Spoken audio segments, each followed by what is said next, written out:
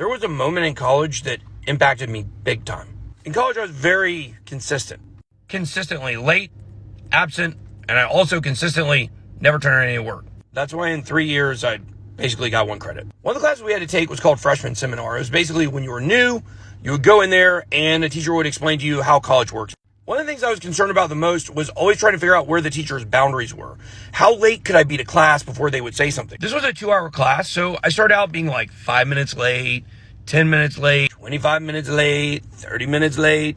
Then I started showing up halfway through class and the teacher never said anything to me. So this was actually my very first college class. And because of that, I actually finished it. I went all the way to the end.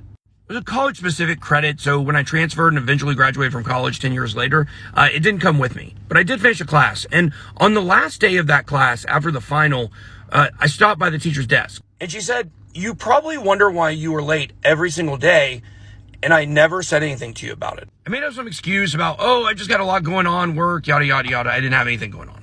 She said she wasn't offended, but the thing she said next was extremely interesting. She told me that I wasn't cut out for college. She told me, in fact, I wasn't cut out for work. She said there are things in life where you have to be certain places at certain times. And you have to do what you're told.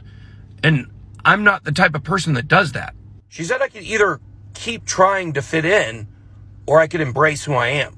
She said I wouldn't be happy following anybody else's rules and that what I should do is look into starting my own business and becoming an entrepreneur. That way, I set the times that I want to be places and I can do what I want. But the fact is, that day, I realized about myself, she was 100% correct.